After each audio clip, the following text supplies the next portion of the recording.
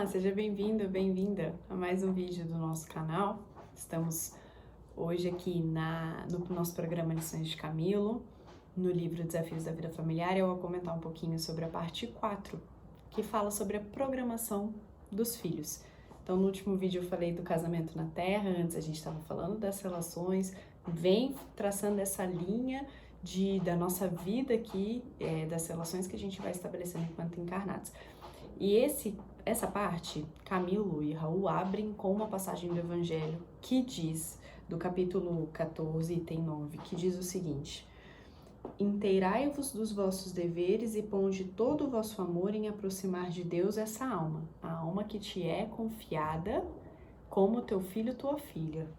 Tal a missão que vos está confiada e cuja recompensa recebereis se fielmente a cumprirdes. Então a gente entende, já começa a entender aqui que filhos são uma missão, né? Eles fazem parte de uma missão que a gente tem aqui, e a grande questão, o grande objetivo dessa nossa missão é aproximar esses espíritos que vêm sob nossa responsabilidade, que são confiados a nós, aproximá-los de Deus.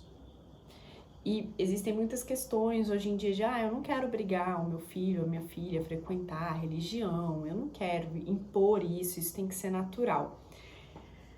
Veja, enquanto a criatura é criança e adolescente, ela é tua responsabilidade.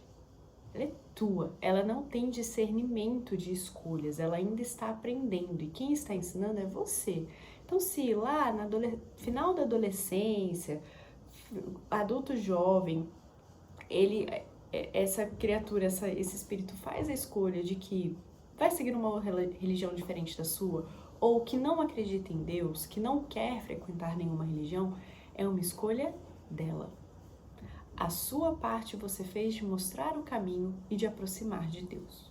Depois ela tem o livre-arbítrio, como espírito antigo que ela é, de fazer as suas próprias escolhas e arcar com as suas consequências.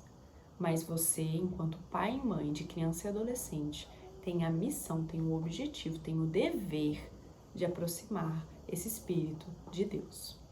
Então, é uma missão. E aí a gente começa a entender, Camilo vai nos trazendo, que cada espírito nasce na família que precisa. Então, quando os espíritos estão fazendo a organização para a encarnação, eles avaliam as necessidades da alma daquele espírito. E diante de todo o nosso histórico de encarnações anteriores, é decidido onde que a gente vai encarnar. E a família tem essa função de alinhar aquilo que precisa ser alinhado no desenvolvimento do espírito, de resgatar os débitos que porventura existam. Então, as necessidades da alma são consideradas. E é muito interessante essa parte, porque Camilo vai fazendo, ele fala da programação dos filhos e a gente acha que ele vai ficar só ali no nascimento, na concepção. Mas ele faz todo um overview, toda uma trajetória da vida de um espírito. Porque uma vez somos eternamente filhos. A gente não deixa de ser filho. Tem algumas coisas que a gente não deixa de ser nessa vida, né? Filho, pai, mãe, irmão, a gente vai ser eternamente, ainda que a pessoa já tenha desencarnado. E ele faz toda essa trajetória. Os pais costumam brincar, depois que meu filho nasceu, eu nunca mais tive uma noite de sono. Porque fica eternamente preocupada. A criatura já está casada com seus próprios filhos, mas não dorme, não fica em paz. Então ele faz toda essa trajetória nos explicando que tudo que vai acontecendo desde que a criança nasce, pegando essa ideia da missão, vai influenciando. Então, as necessidades da alma que vão sendo atendidas na infância, na adolescência, vão reverberar na profissão que ela escolhe. Ela vem em uma família já pensando no que ela precisa resgatar a partir daquilo que ficou em aberto de outras encarnações. Isso vai se refletir na profissão que ela escolhe, no casamento que ela estabelece, se ela se casa, se ela não se casa, se ela escolhe ter filho, se ela não escolhe. Tudo isso também vai vindo dessa missão, dessas necessidades a serem supridas. Ele fala também do sentido da desencarnação, explicando que tudo está programado, tudo está previsto pelos espíritos amigos, tudo faz parte desse, tirando situações extremas por exemplo, de suicídio indireto, de que as pessoas foram fazendo suas escolhas, que ele inclusive fecha dizendo isso. Olha, apesar de tudo ter uma programação, apesar de tudo ser pensado, terem necessidades pré-estabelecidas, esse espírito que vem como teu filho, ele continua tendo livre-arbítrio, ele continua possibilitado de fazer as suas próprias escolhas. E aí é com ele. Depois a gente pensa como é que vai ficar. Então, fechando essa primeira parte, eu destaco 2 pontos. Primeiro que ter filho é uma missão e o teu objetivo é aproximar os teus filhos de Deus. E o segundo, que tudo tem uma programação. O teu filho é teu filho porque ele precisa ser. Você é a mãe dele, você é pai dele porque você precisa ser. Vô, tio, tudo. Só que essa programação ela não é rígida. Ela vai sofrendo adaptações a partir daquilo que acontece na encarnação. Porque quando a gente entra na matéria, às vezes a gente esquece o que a gente combinou lá atrás, né? E nisso os planos vão mudando, vão se readequando. Então a programação ela existe, mas ela não é engessada porque temos livre-arbítrio e escolhas. Na segunda parte, que é a parte das perguntas, ele traz perguntas sobre os filhos. E eu vou destacar 3 dessa vez. A primeira, ele fala o seguinte: constitui um erro casar-se e desejar não ter filhos? Que também é um assunto muito atual.